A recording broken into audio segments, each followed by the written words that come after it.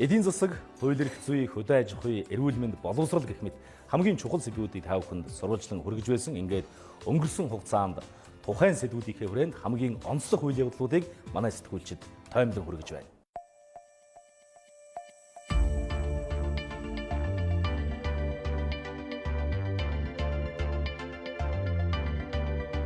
Өнгөрсөн 1 жил гарны хугацаанд цагийн хүрд мэдээллийн хөтөлбөрөөр 7 хоногийн даваа гараг бүр байгаль орчны буланг манай сэтгүүлч анх 2 хөтлөн үзэгч та бүхэнд хүргэсэн. Тэгэхээр байгаль орчны буланг тэр дундаа цөлжилт бол одоо манай улсын төдийгүй олон улсын бүс нутгийн шин чанартай ийм үзэгдэл болж хувирсан. За энэ цөлжилтийн одоо бас нэг гол хүчин зүйл бол яхаарахгүй одоо уул уурхай гэдгийг олон улс ч мүлээн зөвшөөрч байна. Тэгэхээр энэ тухай сэдвээс эхлэх үү. Яг үнэн одоо уул уурхайн салбарын хувьд бол одоо байгаль экологийн хувьд бол одоо тэнцвэргүй байдлыг маш их бий болгож байгаа. Дээрээс нь одоо маш их газрыг бол эвдэлж байгаа гэдэг энэ зүйлээс бол олон асуудлыг бол хөндөж байгаа. За тухайлбал энэ жилийн хувьд бол одоо уул уурхайн хариуцлагагүйгаас болж Эрдэнэт хүний аймнаас бол эрсдсэн байгаа. Тэгээ энэ бол мэдээж тухайн одоо Төв аймгийн одоо Заамар сумын Эко Алтан Заамар гэдэг компани хувьд бол үнэхээр хариуцлагагүй одоо уул уурхайгаас болж Эрдэнэт 4 хүний аймнаас бол эрсдсэн байгаа. За тухайн одоо компанийн хувьд бол ер нь одоо ажилчныхын хувьд бол эрсдэлтэй байгаа гэдэг зүйлийг урьдчилан одоо мэдээлж байсан боловч за үүнийг үл хайхарснаас болж бол Эрдэнэт хүний одоо 4 хүний аймнаас л эрсдсэн. За нөгөө талаас мэдээж байгаль экологийн хувьд бол маш олон одоо сөрөг зүйлийг бий болгосноос бол энэ хариуцлагагүй уул уурхай гэдэг зүйл бол одоо нэлээд өндөрөө авсан. За үүнийг яаж хязгаарлах вэ? Үүнийг яаж илүү одоо хариуцлагажуулах вэ гэдэг дээр төр засгийн зүгээс илүү гол анхаарлаа бол хандуулсан. За үүнтэй холбогдуулаад засгийн газрын түвшинд бас энэ асуудал яригдаж одоо хэд хэдэн томоохон одоо уул уурхайн энэхүү тусгай зөвшөөрлөгөө цуцалсан байгаа. За ингэснээр мэдээж энэ уул уурхайн салбарыг илүү хариуцлагажуулж энэ салбарыг илүү одоо хариуцлаж өгснөөрөө байгаль экологи болон тухайн одоо чиглэлээр ажиллаж байгаа энэ компаниудыг бас уул уурхайн чиглэлийн байгаль экологид бас ээлтэй байх энэ чиглэл дээр одоо гол зарчмыг бол баримталсан байгаа. Тэгэхээр яг энэ үзүүлэлтээс ингээ анхаарал зөвхөн нэг компани үйл ажиллагаа биш. Уул уурхай энэ салбарт бол маш олон компаниуд бол үйл ажиллагаа явуулж байгаа. За ингэснээрээ яг энэ байгаль экологид үзүүлж байгаа нөлөөллийг бууруулж за илүү нөгөө компаниудыг хариуцлаж өгснөөрөө олон одоо давуу хууль эрх зүй ч гэсэндээ олон давуу одоо зүйлүүдийг бол бий болгож өгсөн байгаа. Уул уурхайн салбарт үйл ажиллагаа хийж байгаа аж ахуйн нэгжүүд Монгол улсын байгаль орчны тухай, ашигт нолцлын тухай хууль заасан үүргээ биелүүлэх шаардлагыг тавьж байгаа. Энэний хүрээнд бид нар одоо энэ хууль бус уул уурхай алт холбоорлолттой бол хатуу тэмцэж байна. Энэ удаа бид одоо Монгол улсын хэмжээнд сүүлийн одоо 20 гаруй жил хийгдээгүй хяналт шалгалтыг тогтмол хийснээр хууль бус үйл ажиллагааг одоо цааш нь үргэлжлүүлэх боломжийг таслан зогсоож байна гэдгийг хэлэхэд таатай байна. Мөн одоо энэ салбарт үйл ажиллагаа явуулж байгаа аж ахуйн нэгжүүд маань байгаль орчны одоо мэргэжлийн бүтц оронтой компанид ажиллаж нөхөн сэргээлтэн дээр технологийн дагуу уул уурхай үйл ажиллагаа явуулах одоо юм боломжуудыг одоо бий болгох ёстой. Энэ үүргээ бас зарим аж ахуйн нэгжүүд нь бас биелүүлээд явж байна. Хариуцлагагүй уул уурхай та холбоотой хамааралтай хүмүүс бол бүх уул уурхайг зогсоож байгаа юм шиг юм сэтгэл төрж байгаа. Энэ бол ор үндэсгүй зүйлээ. Бид цаашдаа хариуцлагатай уул уурхай явуулж байгаа компани болгоныг 100% төр дэмжинэ. Харин өөрсдөө одоо хууль дүрмээ зөрчиж, хууль бус үйл ажиллагаа хийж байгаа тэрийг таслан зогсоож цаашид уул уурхайн салбарт одоо үйл ажиллагаа явуулах тусгай зөвшөөрлийн туслах хүртэл арга хэмжээг авах нь гэдгийг бас хэлэх нь зүйтэй баха гэж бодож байна. Тухайлбал энэ дээр одоо ямар өөрчлөлтийг онцолж болохоор байна. За яг энэ уул уурхай хувьд бол ингээд засгийн газраас тусгай зөвшөөрлийн цуцалснаар нөхөн сэргээлтийн одоо үйл явцад илүү үр дүнтэй байх. За нөгөө тухайн аж ахуйн нэгжүүдийн хувьд бол нөхөн сэргээлтийг одоо үр дүнтэй бий болгож яг нөгөө байгалийн тэнцвэрт байдлыг одоо өмнөх байсан шиг нь одоо нөхөн сэргээлтийг хийснээр одоо олон давуу талыг бий болгоно гэдэг зүйлийг бол хэлсэн байгаа. Тэгэхээр Аранга аймгийн одоо Цэнгэр сумын хувьд бол одоо нийтдээ нэг 11 аж ахуй нэгжийн за 12 одоо тусгай зөвшөөрлөг бол цуцалсан байгаа. За ингэснээр тухайн одоо бүс нутгийн хувьд бол одоо зэрлэг ан амьтан байгалийн тэнцвэрт байдал нөхөн сэргээлт ийм боломж одоо бүрдсэн гэдэг зүйлийг бол одоо тухайн нутгийн иргэд болон за байгаль орчны чиглэлээр одоо судалгаа шинжилгээ явуулдаг мэргэжлийн байгууллагын зүгээс бол нааштайгаар бол мэдээлж байсан юм аа.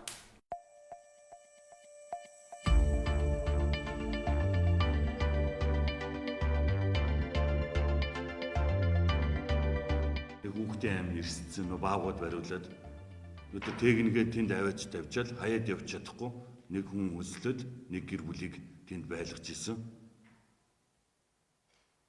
Тэгээд нөгөө баавгад бариулаад ингэдэг маань бас л энэ уул уурхай энэ юутай хор үнэлтэй холбоотой.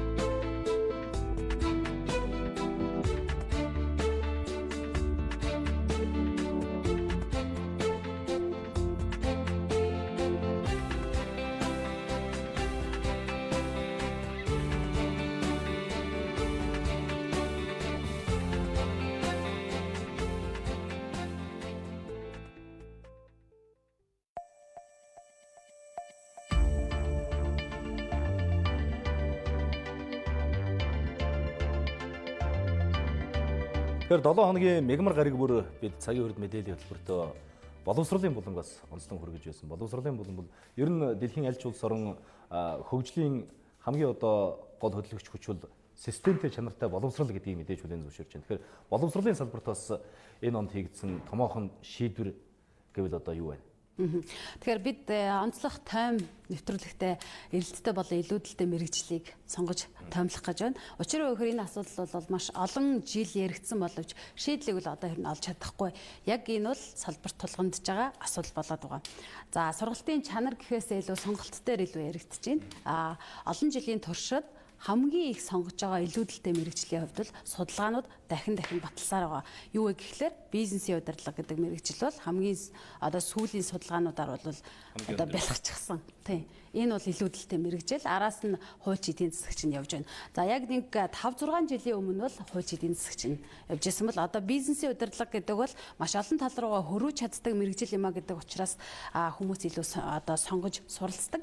Гэхдээ энэ бол зах зээл дээр хэрэггүй мэрэгжил болж тарж байгаа юм. Тэгэхээр энэ судалгааг хөдөлмөр нийгмийн хамгааллын яам за хувьдаа бас тусдаа судалгааны компаниудаас гаргаж ирсэн байсан. Тэгэхээр энэ бол яг илүүдэлтэй мэрэгжлийн сонголтын дээр бас анхаарах цаг болсон гэдгийг хэлж байгаа юм. Өмнө нь бол яамнаас зохицуулаад энэ чиглэлээр энэ хөтөлбөрөөр тэдэн хүнийг сургана гэдэг хяналтын таг баталдаг байсан.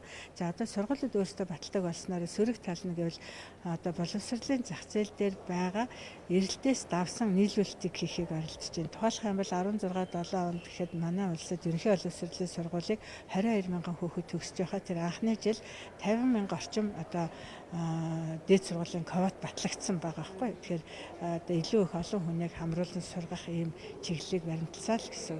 Одоогийн байдлаар бол мэрэгжлийн боловсролын салбар гэж ярьдаг те. Одоо манайхан темс гэж ярьдаг суугчнаар те. Энэ салбар дээр болохоор яг шаварчин, цахилгаанчин, гагнуурчин гэсэн мэрэгжлүүд одоо хүртэл эрэлттэй хэвээр байна.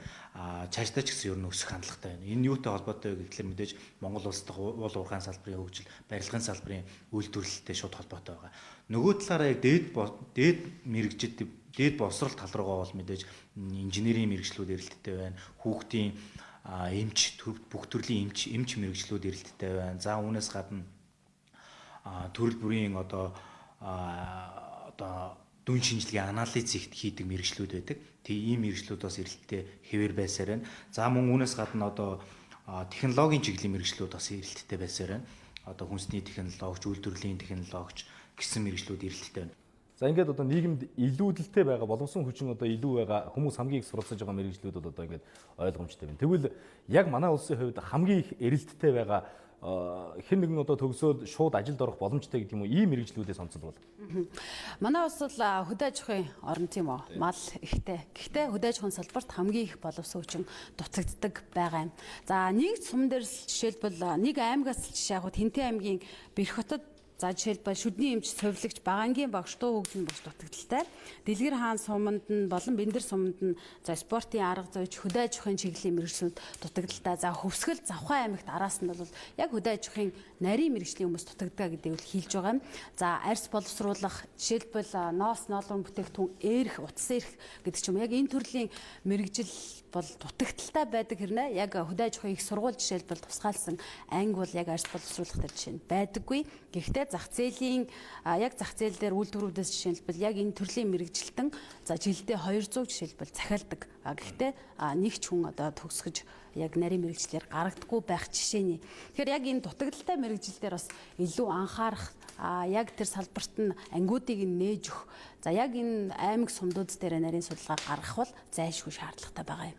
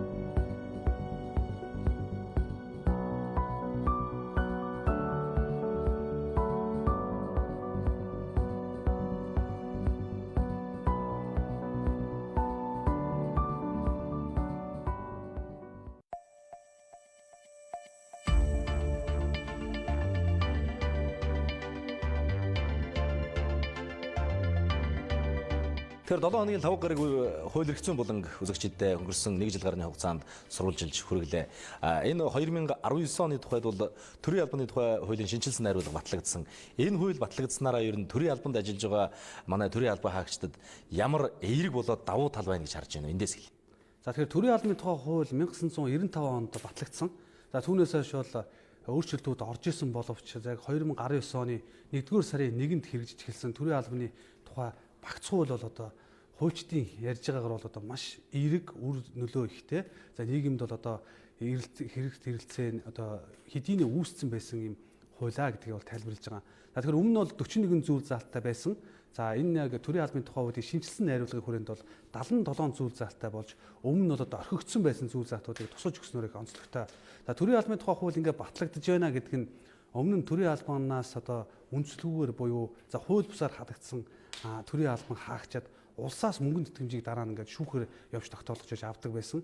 За энэ нь бол татвар төлөгчдийн мөнгө бол одоо буруу шийдвэр гаргасан төрийн албаны одоо удирдлагуудын өмнөөс бол одоо төлж исэн гэсэн үг. За төрийн албаны тухай хуулийн яг энэ шинжилсэн найруулгын хүрээнд бол одоо буруутай шийдвэр гаргасан бол за тухайн шийдвэрийг гаргасан за төрийн албаны удирдлагаас гаргуулах юм хуулийн зохицуулалт орж ирснээр их давуу талтай гэдгийг холбогд хаалганы хүмүүс хэлж байгаа юм. За энэ нөхөн төлөвлөх энэ шүүхийн шийдвэрийн биелэлтэд бол маргаан аншаалах газар бол хяналт тавьж ажиллана.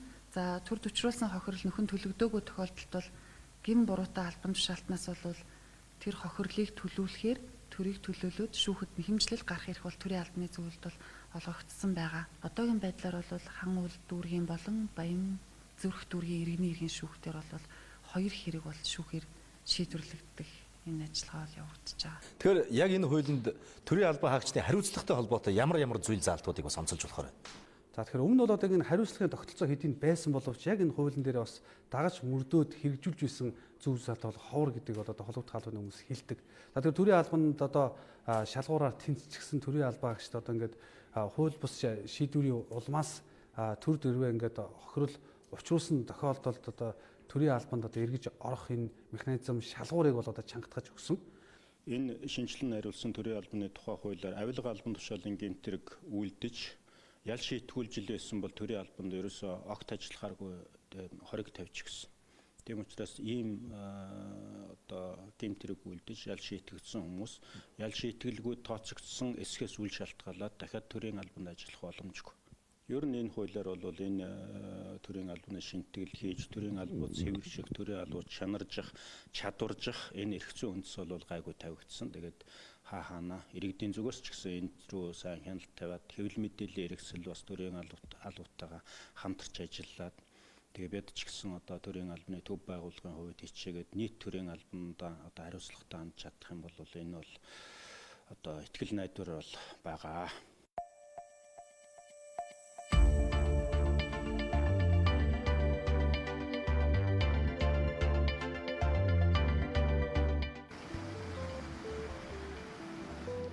Авилгатай тэмцэх газраас 2019 онд 1250 хэрэгт хэрэг бүртгэлд мөрдөн байцаалтын үйл ажиллагаа явуулж шалгаад 149 хэргийг шүүгэж шийдвэрлэх саналтаагаар прокурорт шийдвэрлсэн байдаг. Гэвч дээр хэрэгүүдээс 67 хэрэг нь шүүхээр эцэслэн шийдвэрлэгдсэн байна. Шийдвэрлэгдсэн гэмт хэрэгүүд нь дандаа доод дунд түвшний албан хаагчдын авилгын гэмт хэрэг байгаа юм. Гэтэл дээд түвшний авилгын гэмт хэрэг шүүхийн шатанд хөн хилцэх хугацааны нэрийн дор ялгүй мултарч байна. Нэг талаасаа ингээд бас тодорхой цаг хугацаа зарцуулаад тухайн асуудлыг хян шалгаад явуулдаг. Гэтэл одоо нөгөө хүн хэлцэх хугацааны асуудлаар одоо хэрэгсэхгүй болоод явдаг юм тохиолдлууд одоо тодорхой ялангуяа олон анхаарал татсан хэрэгүүд дээр гарсан.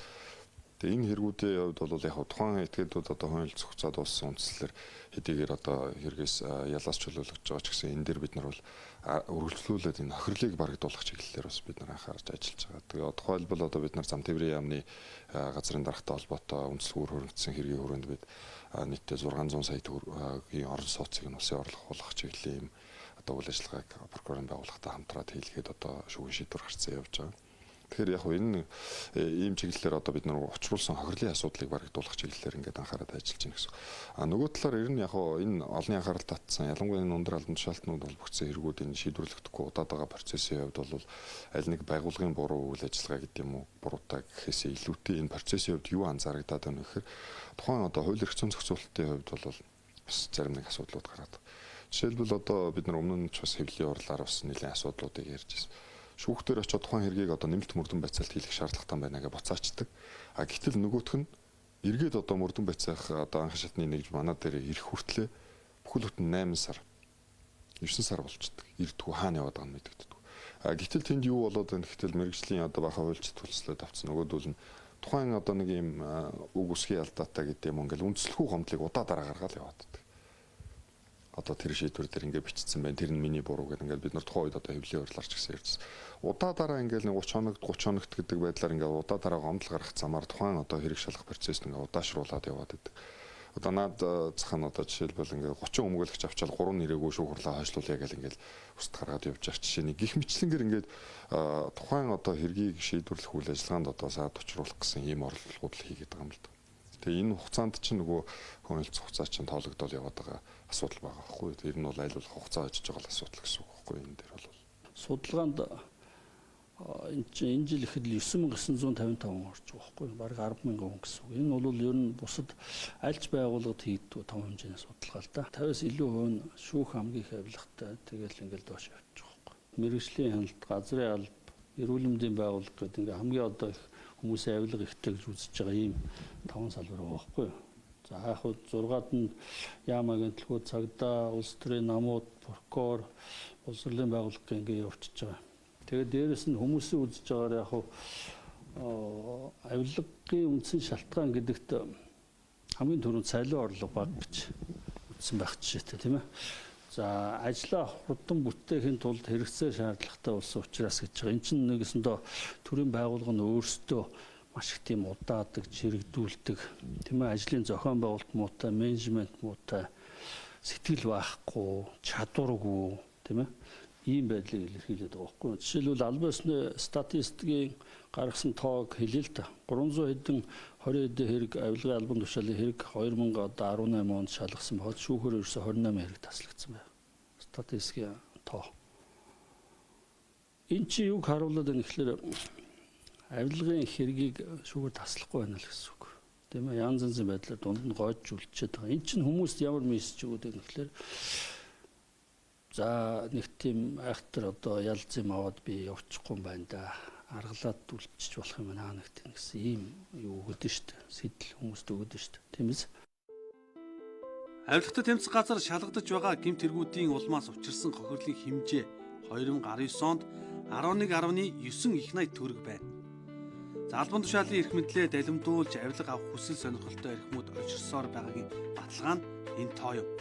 За дээрх 11.9 их найт төгрөгийн хохирлын 9.5 их найт нь Эрдэнэ төлөвлөрийн 49% та холбоотой хэргийн улмаас учирсан байна.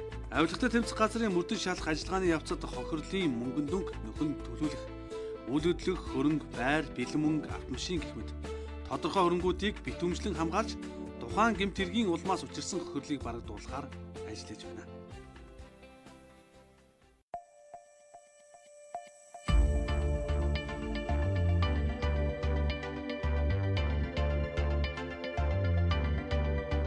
Иргэн үзэгчдээ 7 хоногийн даваа мигмар 5 гараг бүр байгаль орчин мөн боловсрол хууль эрх зүйн булангуудыг бид та бүхэнд хүргэдэг. Тэгвэл өнгөрсөн 2019 онд эдгээр салбарууд гарсан онцлог хуулийн явдлуудыг манай сэтгүүлчид та бүхэнд таймлан хүргэлээ.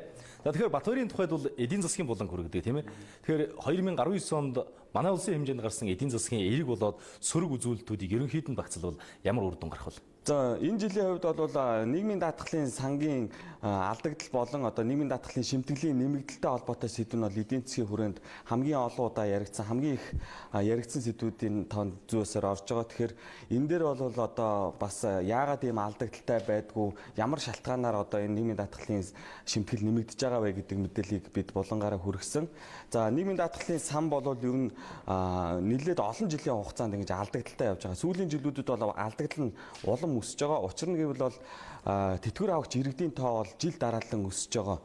Энээс шалтгаалж бол алдагдал нь бол нэмэгдэж байгаамаа. Энэ дээр зарим тоо баримтыг хүргэе. 2010 оны хувьд бол тэтгэвэр авагч нийт иргэдийн тоо 201,600 байсан бол 2019 онд энэ тоо 306,885 болж нэмэгдсэн байна. 110 мянгаар нэмэгдсэн байна. Энэ хооронд алдагдал нь яаж өссөн бэ гэдгийг харах юм бол 2010 онд алдагдлын хэмжээ 170.7 тэрбум төгрөг байсан бол 2018 оны байдлаар 609.8 тэрбум төгрөг болж нэмэгдсэн байна. Энэ хооронд 400 гаруй тэрбум төгрөгийн одоо нэмэгдэл алдагдал үүсэж байгаа. Тэгэхээр энэ алдагдлыг нөхөхийн тулд төсөөс санхүүжилт гаргаж ирсэн. Тэгэхээр энэ загварыг бол олон улсын валютын сангийнхан болохгүй байна. Цаашид одоо алдагдaltaй яваад иж болохгүй гэдэг ийм зүйлийг ярьсан учраас 2017 онд валютын сантай хөтөлбөр тохирохдоо нийгмийн даатгалын шимтгэлийг үе шатгаар нэмэгдүүлнэ гэсэн ийм зүйлийг шийдсэн. Үүний дагуу 2020 оны төсвийг батлахдаа нийгмийн даатгалын шимтгэлийг 2% нэмэгдүүлэх ийм шийдвэр гарсан. Тэгэхээр үүнтэй холбоотойгоор хилцүүлгүүд өрнсөн, эдийн засагчид байр сууриа илэрхийлсэн. За цаашид бол одоо тэтгэврийн сан маань алдагдал нь энэ хിവэрээ өсөөд явах юм байна. Энэ алдагдлыг нөхөхийн тулд одоо нийгмийн даатгалын шимтгэлийг үе шаттайгаар нэмээд явах юм бол алдагдaltaгүй ч юм уу, ашигтай ч юм уу ажиллах ямар ч боломжгүй юм байна. Тэгэхээр тогтолцооны шинжилэл, суур шинжилгээ шаардлагатай байна гэдэг зүйлийг ярьж байгаа.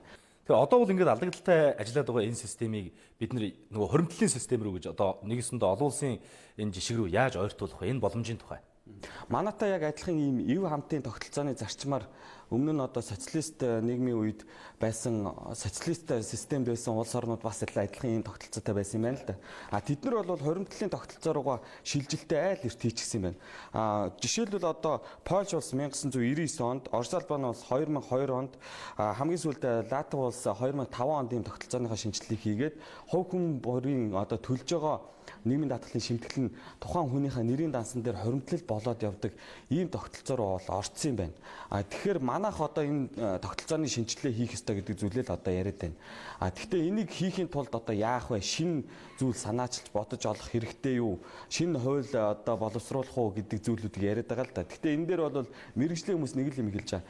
Энэ дээр цоо шин зүйл бодож олох шаардлагагүй. Тэгтээ тэргүй олон улсад маш олон жилийн турш амжилттай туршигдаад явчихсан шинжилээд амжилттай болчихсон юм загварууд байгаа учраас энээс одоо нэвтрүүлэх ажил чухал байна гэдэг зүйлийг ярьж байгаа.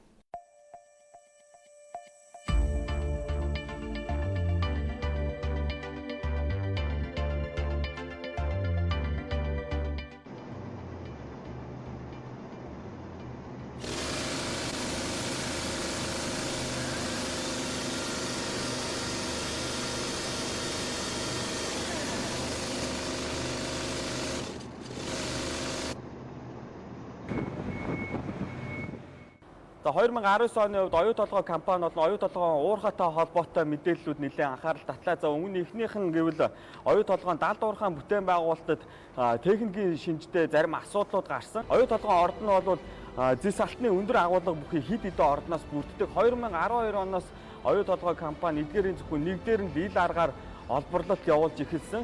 За оюу толгойн ордын одоо нийт нөөцийн ихэнх хэсэг нь буюу 80 гаруй хувь нь бол газрын гүндээ байдаг. Тийм учраас одоо далд уурхайн бүтээн байгуулалт гэдэг бол энэ төслийн хамгийн их анхаарал татаж хүлээлт үүсгэж байгаа хэсэг нь. Тэгэхээр энэ далд уурхайн бүтээн байгуулалт бол үндсэндээ блокчлон олборлох гэсэн ийм аргаар олборлолтоо хийн гэсэн техник эдийн засгийн үндэслэлтэй явж байгаа. За энэ нь бол одоо газрын гадаргаас доош 1300 гаруй метрийн гүнд 200 гаруй км ийм аврах том огтлолцсон түнэлүүд барих ёстой. За үүнээс бол одоогийн байдлаар нэг 40 гаруй км-ийн бол барьчаад байгаа юм байна. За цаашид харин одоо энэ анх батлагдсан тэд зүгээрээ ажлаа үргэлжлүүлэхэд бол энэ чулуулгын хагарал гэдэг ийм нөхцөл байдлаас шалтгаалаад бас өөрчлөлт гаргах шаардлагатай. За жишээлбэл одоо хүдэр тээвэрлэх зам систем зэргийг бол одоо өөр газар шилжүүлэн барих уу эсвэл бүр барихаа болох уу гэх мэт иймэрхүү асуудлууд гарч ирж байгаа юм байна. За үүнээс шалтгаалan оюу толгой компани далд уурхайн бүтээн байгуулалтын ашиглалтад орох хугацаа нь бол анх 16 онд батлагдсан тээзүүнд заасан хугацаанаас 16-аас 30 сараар хойшлох нь тодорхой болсон. Энэ нь бол одоо 1.2-оос 1.9 тэрбум долларын нэмэлт санхүүжилт шаардагдах нэ гэсэн мэдээллийг бол Turkcell компани олон нийтэд мэдээлсэн. За үүнтэй холбоотойгоор Turkcell буюу оюу толгойн компани хөрөнгө оруулагч талын хувьцааны ханш Нью-Йоркийн хөрөнгийн бирж дээр $1 гаруй ханштай байсан бол 45 цент болтлоо ханш нь буурсан юм а. За ер нь бол оюу толгойн уурхайн олборлолтын ажилд бол анх 5.1 тэрбум долларын хөрөнгө оруулалт хийн гэсэн ч одоогийн байдлаар хөрөнгө оруулалтын хэмжээ нь 2 дахин нэмэгдэж 11.1 тэрбум доллар хүрээд байгаа.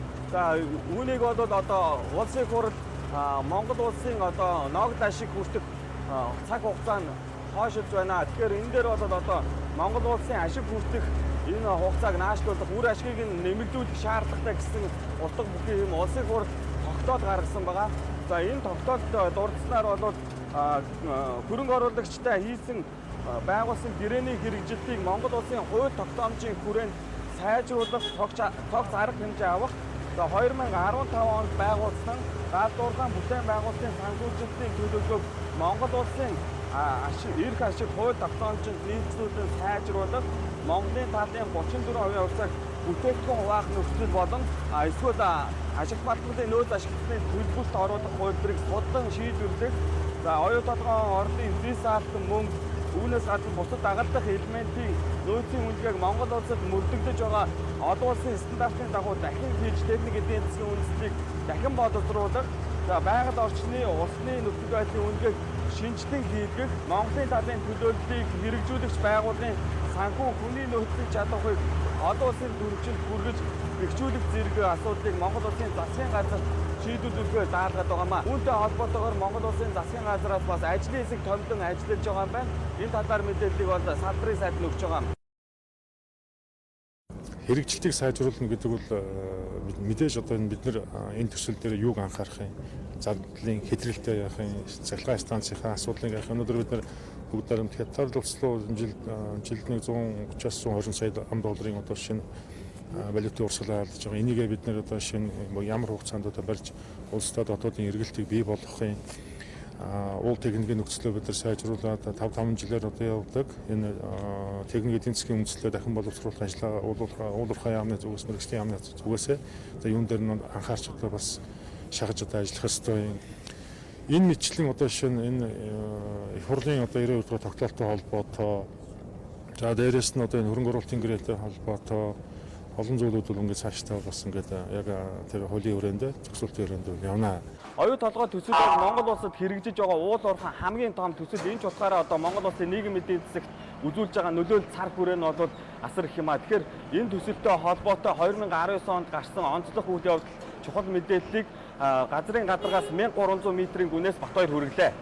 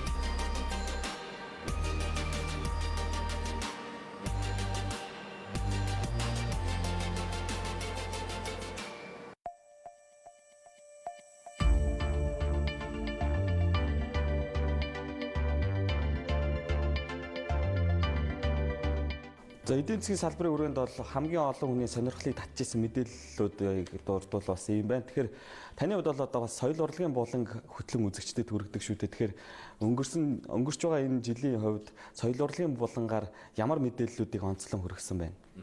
Тэгэхээр бид нэр соёл урлагийн салбарын амжилт болоод соёл урлагийн салбарт бас дутагдaltaй байгаа зүйлийг олон талаас нь харуулах гэж хичээсэн. За өнгөрч байгаа энэ жилд бол соёл урлагийн ажилтнуудын одоо цалин бол тодорхой хувиар нэмсэн.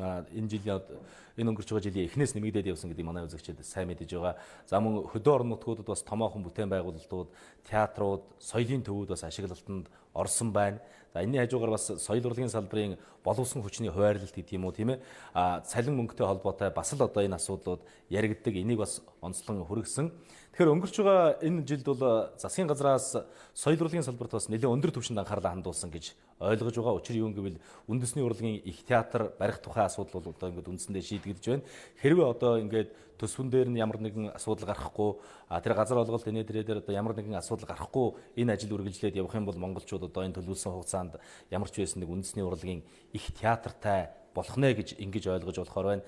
Үүний нөгөө талд циркийн хөгжлийн асуудлыг бид нар одоо сүүлийн олон жил ярьж байгаа. Энэ бол одоо менежментийн хөгжил гэж яриад байгаа шүү дээ, тийм ээ. Цирк одоо ямар хуу байдалтай ашиглагдаж байгаа вэ гэдгийг бол монголчууд бүгдээрээ мэднэ.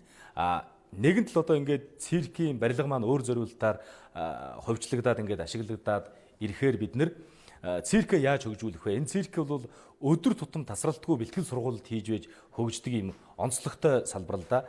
Яг өнөөдрийн байдлаар бол Монголын одоо циркчдийн ихэнх нь барууны улс орнууд ч гэдэг юм ингээ гадаадын улс орнуудад уран бүтээлээ хийгээд тэрийг одоо буруудах арга байхгүй. Мэдээж тэр улс орнуудад бол одоо цалин хөлс, бусад үнэлэмж, хангамж нь бол одоо өөр түвшинд яригддаг учраас энэ хүмүүсийг бол одоо бас буруутгах арга байхгүй.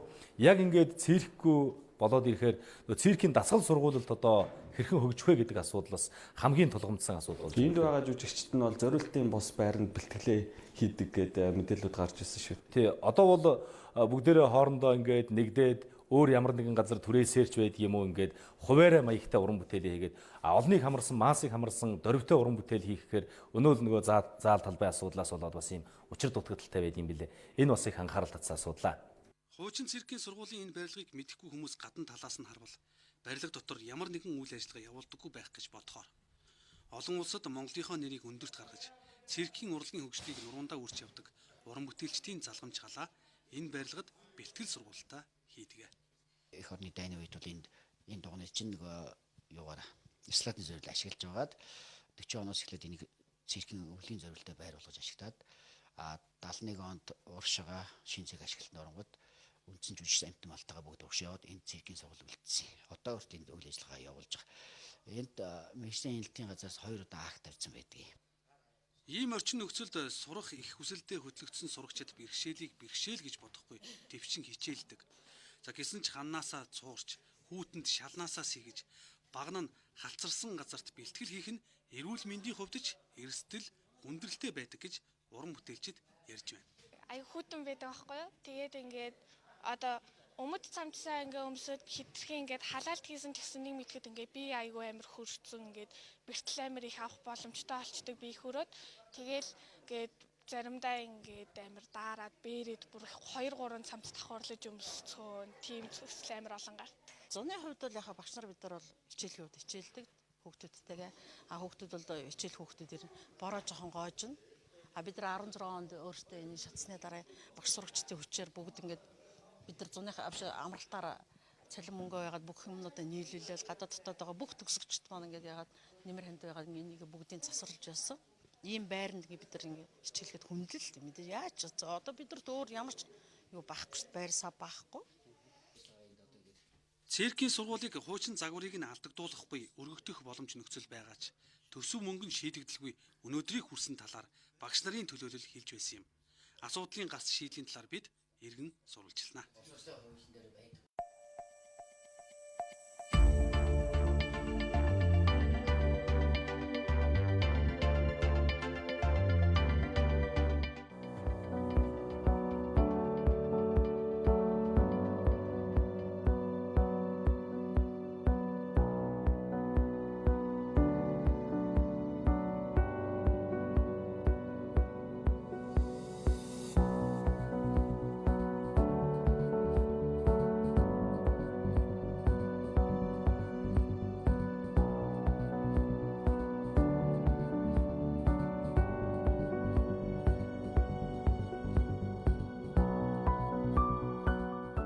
Эрхэм үзэгчдээ хөтөлбөрийнхөө энэ хэсэгт бид та бүхэнд эдийн засаг болон соёл урлагийн онцлог хуулийн бодлуудаас тоймлон хүргэлээ.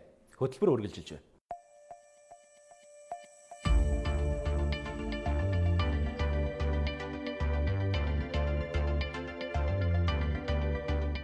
Тэр өнгөрсөн хугацаанд цагийн хүрд мэдээллийн хөтөлбөрт эрүүл мэндийн сэдвээр соврал сурвалжилгуудыг манай сэтгүүлч хулан бэлтгэн хүргэж байсан.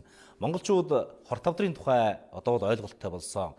Энэ хор тавдар гэдэг аюулт өвчний улмаас монголчууд хэдэн зуун биш хэдэн мянган хүнээ амь насыг одоо ингээ алдаж байна. Энэ олон хүнээ одоо алдаж байна. Тэр чүтгий одоо илэгний энэ хавдрын өвчлөлөөр бол манай Монгол улс дэлхийд тэргүүлж байгаа ийм улс орны тоонд орж байна. Тэгэхээр энэ хор тавдар тэр дундаа одоо энэ илэгний хор тавдрын өвчлөлийг бууруулах, энийг эмчлэх тал дээр, урьдчилан сэргийлэх тал дээр төр засгаас ямар ажлуудыг хийж ирсэн бэ? За яг энэ илэгний БЦ вирус буюу илэгний өвчлөл дээр бол одоо эрүүл мэндийн яам засгийн газраас бол нэлээд анхаарч байгаа. За ингэхдээ өмнө нь одоо яг энэ элэг бүтэн Монгол хөтөлбөрийн хүрээнд өндөр наснууд маань үн төлбөргүй үзлэг шинжилгээнд хамрагдах боломжтой байсан бол энэ оноос одоо 15-аас дээш насны бүх хүмүүс одоо өрхийн эмнэлэгтээ хүртэл очиод хамгийн ойрхон эмнэлэгтээ очиод ийм эмчлүүлэх одоо урьдчилан сэргийлэх үзлэгтээ хамрагдах боломжтой болж байна. Урьдчилан сэргийлэх үзлэгийг хийх боломжтой. Үн төлбөргүй хийх боломжтой болсон. За нөгөө талаас яг энэ одоо элэг шилжүүлэн суулгах хаалган дээр манай улс манай томоохон эмнэлгүүд эмч нар маань анхаарлаа хандуулж байна. За ингэхдээ одоо улсын 1-р төв эмнэлэг бол өнөөдөр 100 орчим хүнд элэг шилжүүлэн суулгах хаалгаг хийгээд амжилттай хийгээд явж байна. Энэ бол одоо бусад ижил төвчний улс орнуудаас бол харьцуулахад бол манай эмч нарын ур чадвар бол дэлхийд өндрөөр үнэлэгдэж байгаа ийм бас нэг юм том болгон байна. Нөгөөд энэ хавдар судлалын үндэсний төв дээр бас яг энэ томоохон асуудлыг шийдсэн. Энэ бол одоо техниктэй холбоотой нэг зүйлийг ярихгүй болохгүй. Энэ бол сагсан бөмбөгийн шгшээ өгийн тамирчин дүлгөөн одоо харамсалтайгаар яг энэ Б вирусын улмаас нас орсон. За энэ хүний энэ өвчлөлийн улмаас бол олон нийтийн захимсуулжинд ялангуяа хүүхэд залуусын хувьд бол яг энэ Б вирус ямар аюултай өвчин юм бэ гэдгийг бол нэлээд сайн ойлгож аваад Б вирусын вакциныг бол маш олон одоо түгээмэл түлхүү хийлгэж эхэлсэн.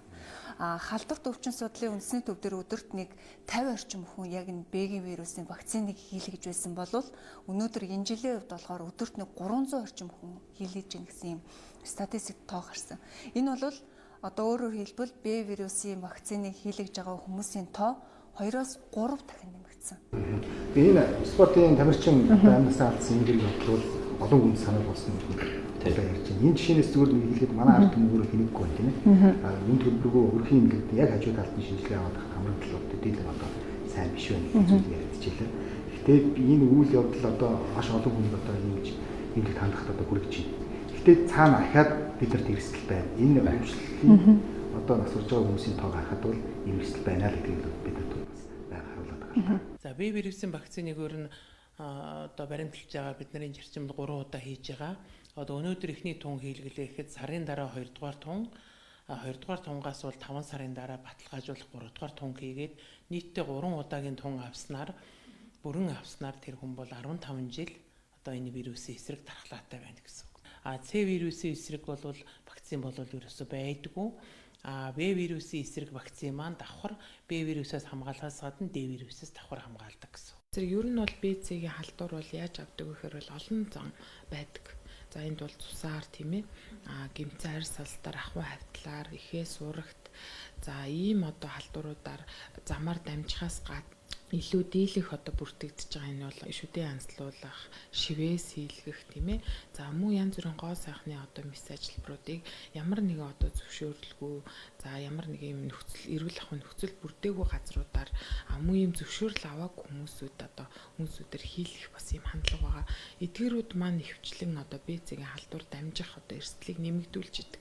За энэ бол яг эрүүл мэндийн салбар ялангуяа хор тавдар элэгний өвчлөлийн дунд бол одоо маш том урьдчилан сэргийлэх бас томоохон үйл явдал болсон учраас таймдаа бас онцлог үргэлээ. За нөгөө талаас хавдар судлалын үндэсний төв дээр хөрөнгө оруулалтын маш том одоо асуудал шийдлийг хүлээж ирсэн. Тухайлбал яг энэ элэгний элэг шилжүүлэн суулгах хаалганы тоног төхөөрөмж, зам эс заслын одоо хөрөнгө тийм ээ. Энэ бүх асуудлыг бол засгийн газрын хурлаар ороод зам улсын хурлын чуулганаар хүртэл ороод энэ хөрөнгө мөнгөний асуудлыг бол шийдсэн нь яг энэ одоо элэгний өвчлөлийн бас нэгэн одоо чухал шийдвэр гарсан байна.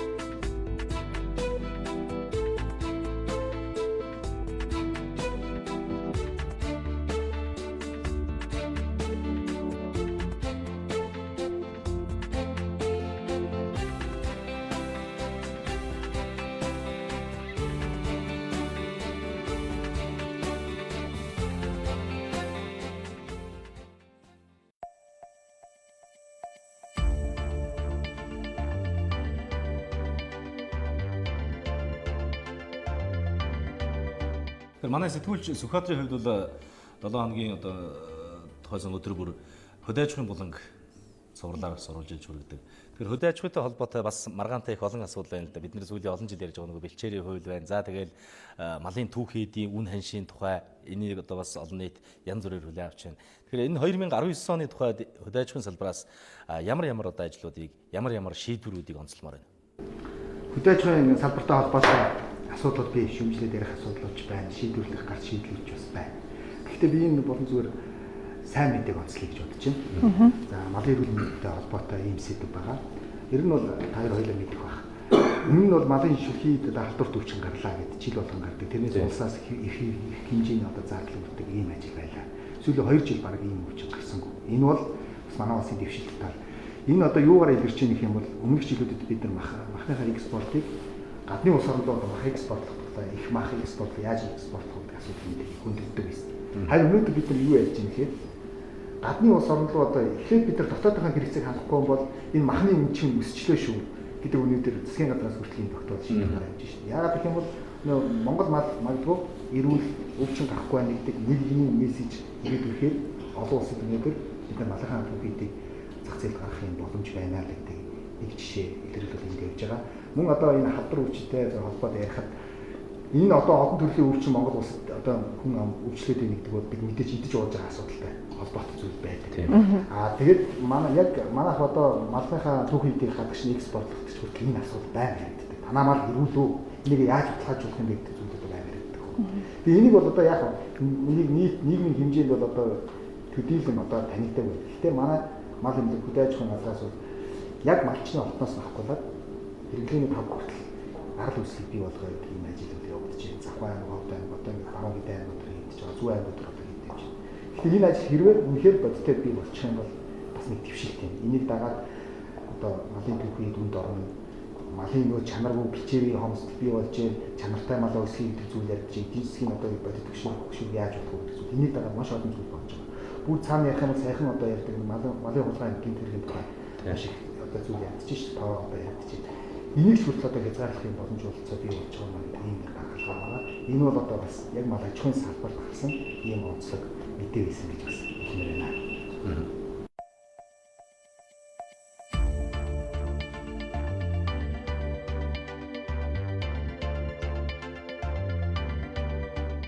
Зах зээлд орж байгаа үеэс л мал ингээ ховд очоод тэгэл төр бэлчээр бол ингээ төр хэмжид үлдсэн. Тэгээ нийтийн дундаа ашигладаг бэлчээртэй хувийн хэмжээ мал гэл энэ хоёрын хоорондын зөрчилдөөн явагцаар байгаа л одоо 25 жилийн энэ асуудлыг шийдвэрлэж чадахгүй юмсан гол үр дүнг бол одоо манай нийт бэлчээр нутгийн 70% талхагдсан малчтын амьдрал маш ядууралтай. Одоо жил бол баг одоо юу гэх юм одоо зуд турхан тэгээ нэг л жоохон үйл болоо жоохон хөдрөг төвлөл мал нь ингээл зудан нэрвдэл бах мал амтныг маш эрсдэлтэй одоо өртөмтгий юм болсон байна л. Манай улс жилд дунджаар сая гаруй малыг ганц удад алддаг. Сүүлийн 5 жилийн хугацаанд 5 сая гаруй мал хорогдсон.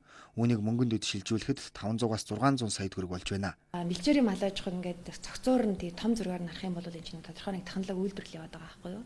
Өөрөөр хэлбэл ерөөсөө манай Монголын бэлчээрийн мал аж ахуй гэдэг бол одоо 110 сая гаруй бэлчээртэй 66 сая малтай одоо 164 мянган малчин өрхтэй нэг юм үйлдвэрлэл явагдаад. За энэ судалгааг бол Цуслангийн бэлчээрээс хийсэн байгаа. Нэг хонь өдөрт 1.2-оос 1.4 кг өвс иддэг. Гэтэл бэлчээр ачаалттай үед өдөрт 1.4 кг өвсийг 4-5 хонь хувааж идэж байна гэсэн судалгаа байна.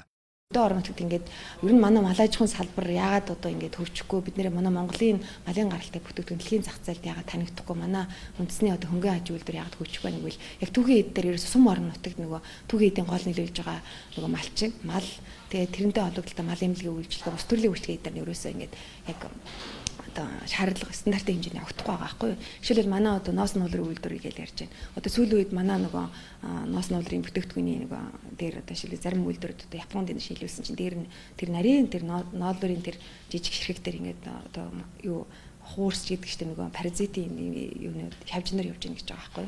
За тэр арчирн дээр бол ерөөсөө бүхэл гол асуудал нь ерөөсөө одоо нэг мал эмнэлгийн үйлчлэгээ сайн хийдэг учраас нөгөө нэг одоо ингээл нэг малын арсыг аваад одоо босруулалт хийгээл гаргалаа гэхэд тэр жигтэй янз бүрийн цоорхой ч юм уу паразитын янз бүрийн тол үлдсэн. Тэгээ бүхэл бүтэн дээр том хоньны ч юм уу фри шир босруулаад дундаас нэг жижигхэн нэг дөрвөлжин гаргаж авч шийд.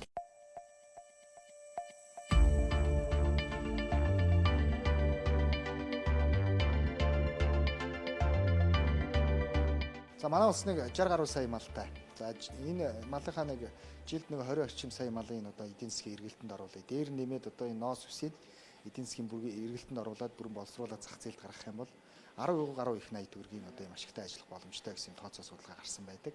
Өөрөөр хэлбэл одоо улсын хурлаар одоо батлагдсан улсын төсвөөс ч их хэмжээний мөнгийг зөвхөн малынхаа төвхөн эдээс авах боломж байгаа маа гэсэн тооцоо судалгаа гарсан байдаг. Харамсалтай нь бид бол энэ одоо мөнгөнийхөө эргэлтийн эдийн засгийн үр ашигын маш бага хувийг нь одоо бид нар ашиглаж байгаа гэсэн тооцоо судалгаа байна. Гараа аргаар хийсэн нэг ийм бяцлаг байгаа. Энд бол нийтдээ нэг 20 гаруй төрлийн бяцлаг хийдэг юм байна. Малын сүгээр. Тэрний нэг одоо бяцлагийг та бүхэн харж байна.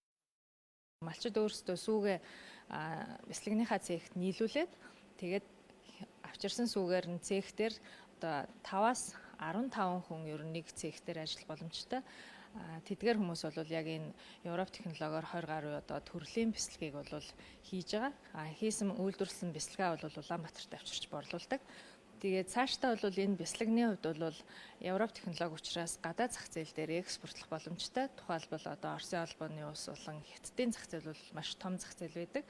Ялангуяа одоо Хятадд бол шинэ хэрэглэгч их үүсэж байгаа. Бяцлагыг улаан дарстай одоо хойлж хамтд нь хослуулж хэрэглэх орчин үеийн тийм одоо баруунжсан тийм одоо сонирхолтой хэрэглэгч нэлээх болсон. Тэгээд супермаркетаас болон одоо бяцлагны дэлгүүрүүдээс худалдаж авч байгаа тэр байдлыг ажиглах юм бол ялангуяа залуучууд мөн барууны одоо чиглэлээр одоо сурсан болон амьдарч исэн хүмүүс илүү энэ бяцлагыг сонирхож байна л да.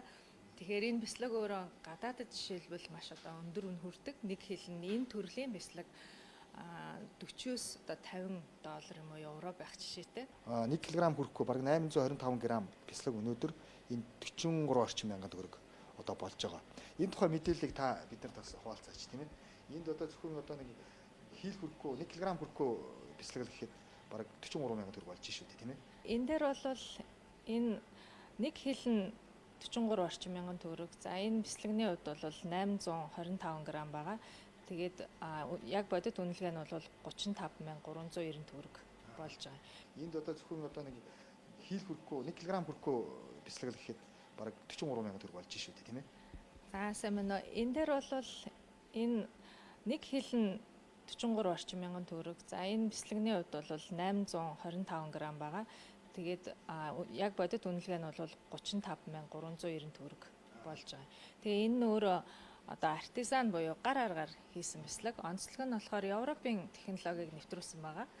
Тэгээд Монгол үнэний болон одоо сарлгийн сүүгээр голдуу бяцлага хийж байгаа.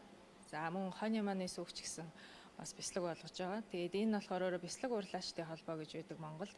Тэгээд тэнд бол Монголын одоо малчид өөрсдөө хамтын зохион байгуулалтанд ороод Маку компанитай хамтраад бяцлагны цехийг Монголд бол одоогийн байдлаар 3 цех байгуулсан байгаа.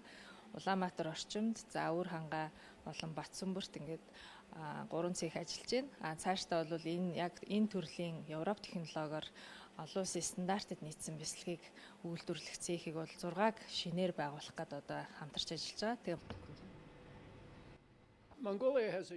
Монголын мал өөр ингэсэн онцлогтой, сүүн амт чанар сайтай. Бид сарлаг өвхөрөө ингэгээд бүх төрлийн малын сүгээр бяцлаг хийж байна. Манайх Монгол брендийн бүтээгдэхүүнийг олон улс оронд таниулах зорилготой ажиллаж байгаа юм. Анх 1995 онд Төв аймгийн Төмөр хуй гэдэг малчин галланд бяцлаг үйлдвэрлэж эхэлсэн байдаг. Үүнийг бид дэмжиж одоо 15-аас 20 төрлийн бяцлаг хийж байгаа юм. Манайхаас 5 одтой жишт буудлууд элчин сайдын яамны төлөөлөгчд бүтээгдэхүүн худалдаж авдаг. Цаашдаа экспортод бяцлаг гаргах төлөвлөгөөтэй ажиллаж байна.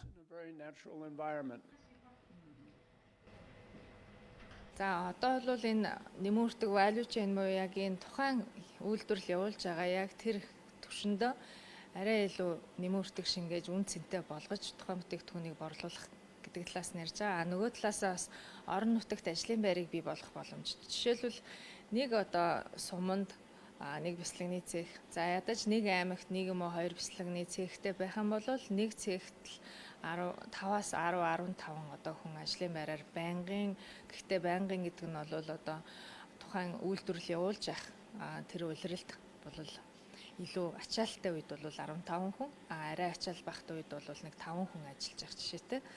Тэгээд энэ бол шууд одоо ажлын байр үүсгэж байгаа. За дам шууд бусаар бол энэ чинь тэр бяцлагны цехийг тойроод малчд байгаа. Малчд сүүгээ нийлүүлнэ. Ер нь ингээ нийтдээ нэг бяцлагны цехийг тойроод 50 одоо ажлын байр үүсгэх боломжтой гэж үзэж байгаа.